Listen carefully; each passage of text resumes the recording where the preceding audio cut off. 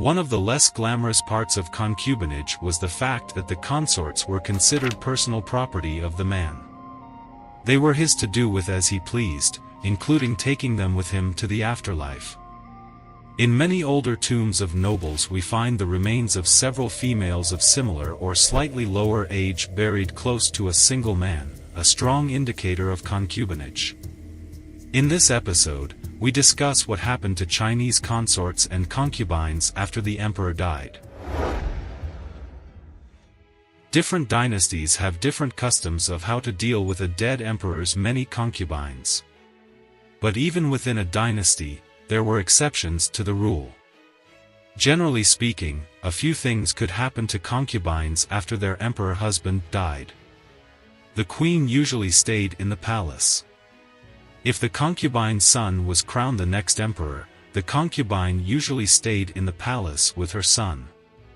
If the concubine didn't have sons, their lives ranged from miserable to sad dead. For high-level concubines from noble families, they were usually allowed to go back to their own home and live out their lives in comfort and obscurity. For low-level concubines from poor or commoner families, they stayed in a special area of the royal palace until death, usually cut off from the rest of the palace, basically house arrest. Some were sent to a nunnery and became a nun. Other concubines were sent to guard the dead emperor's tomb. Basically live out their lives in some small houses right next to the emperor's tomb.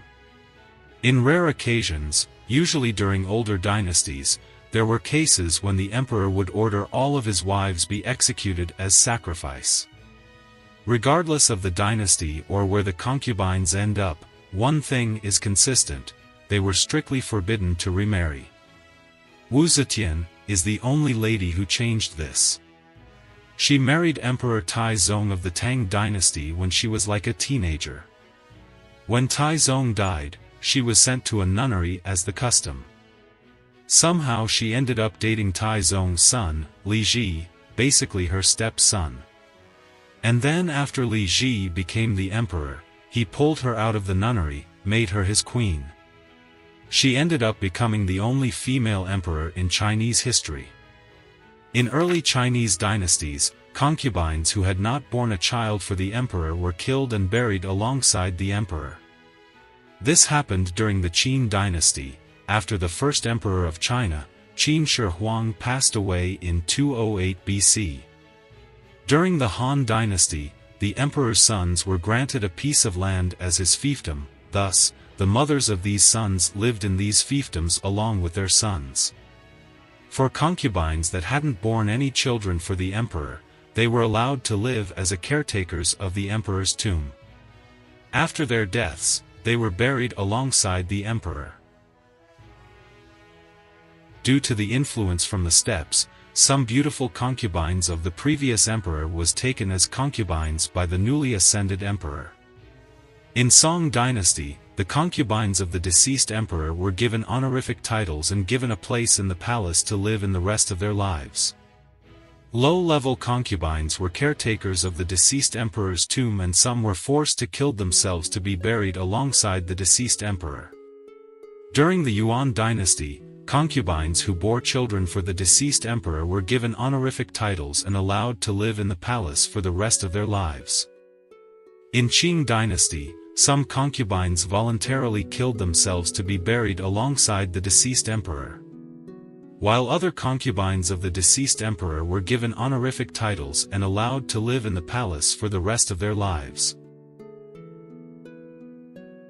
Contrary to what you've been fed by modern media, in some Chinese dynasties, it was possible for a woman to go through life without getting vitamin D on a daily basis.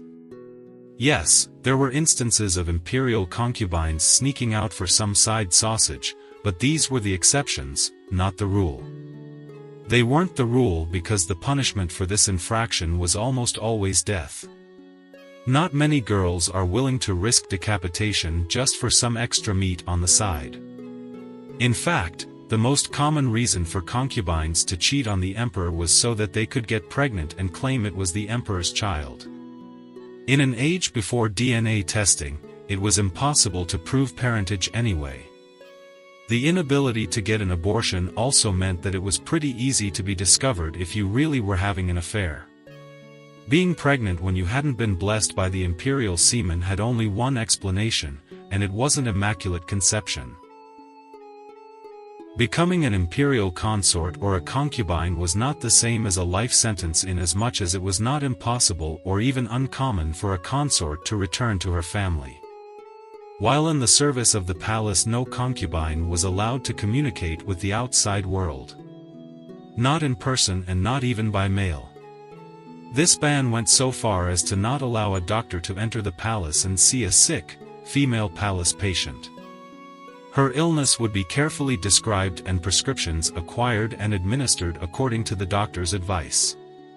But there were ways to leave the palace without your feet first. Just like the emperor could receive a consort as a gift from a foreign ruler, so could the emperor choose to present one of his concubines as a gift to a foreign ruler. It could, however, be argued that one prison had merely been replaced by another. Some consorts were allowed to return to their families with an adequate pension after many years of meritorious service. The minimum period to serve was set at 5 years by the Hongwu Emperor in 1389. Retired consorts were free to pursue a normal life, including marriage and establishing a family. Many consorts too old to be of any further use for the imperial palace chose instead to become employed by the imperial laundry service or pursue a life as a nun. The only consort known to have divorced an emperor in history is Consort Wen Xiu, the last Qing Emperor Puyi's concubine. She was expelled from the Forbidden City along with the emperor in 1924 and lived with him and his wife in Tianjin in the period 1924 to 31. In 1931 she made the unusual demand of seeking and ultimately being granted a divorce from the now dethroned emperor, unprecedented for almost 30 centuries. He immediately issued an edict demoting her to a commoner.